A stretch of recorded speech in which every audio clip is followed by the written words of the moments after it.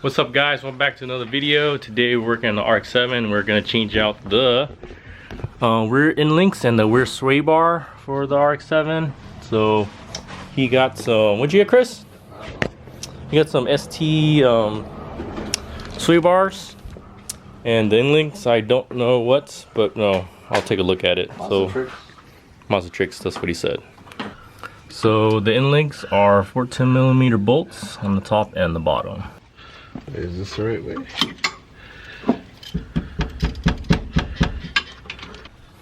End link is out. Now he's taking the other bracket for the sway bar, which is up there.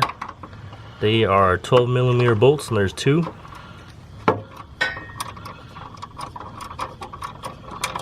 He's wearing sunglasses because debris is falling in his face. Maybe his eyes. Yeah, fucking shit. Rear sway bar is out, the stock one. We'll do a little size comparison.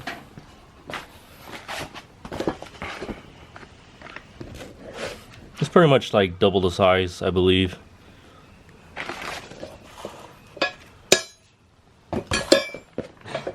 There we go, that's a little better. Let's put this thing on. We need to prep the new sway bar with this, and then we'll lube it up and just slide it over. The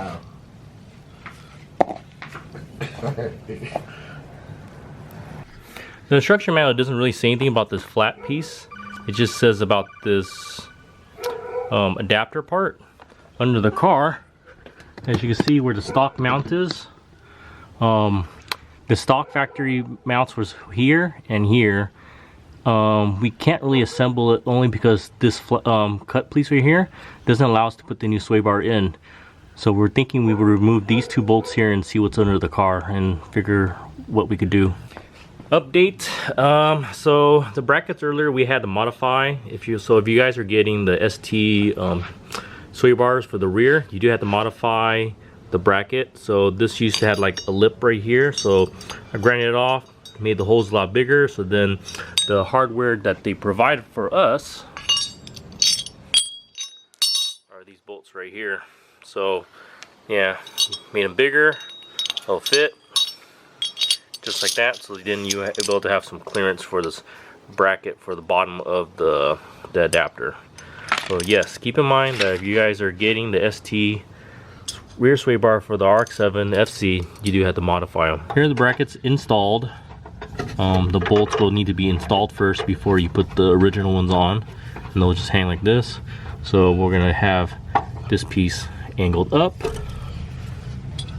and then we're gonna have it sit here, and then we'll just put it through there. We'll have a washer, and finally the nut. This is the next day. Sorry, I'm going down with something right now, I guess. On the last clip, we didn't get to really finish, so we're gonna finish today on the rear sway bars and hopefully get onto the front. Oh, there we go. So we got the sway bar mounted up. Now we're gonna put in the end links. So this is the original one. It has like a bolt already inside the end link. This is the new one for mazdatrix.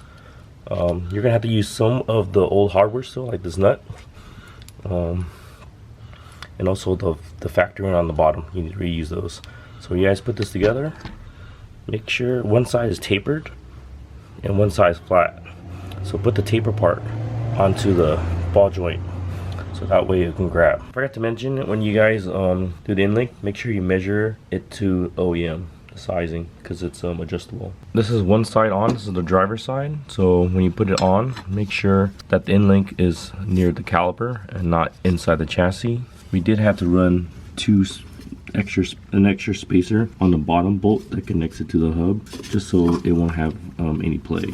This end is finally on. Woohoo! On our other video, last video, well not last, but maybe last, we installed the front lower control arms.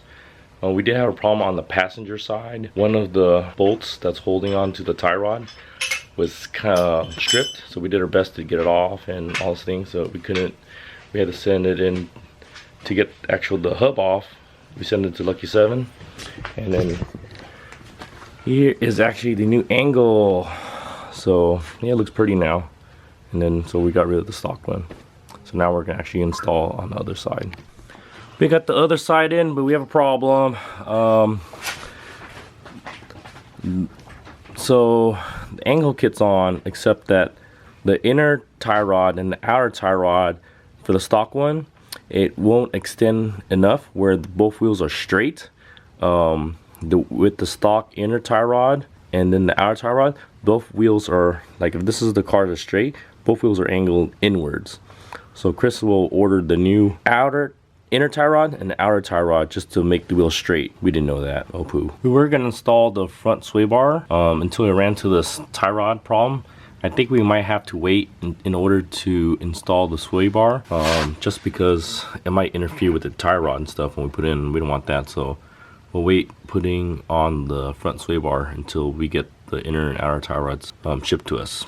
That'll be it for this video. Stay tuned for the next one. The next one we're gonna work on the brakes for the front and rear, and then also the brake master cylinder. Thanks guys for watching.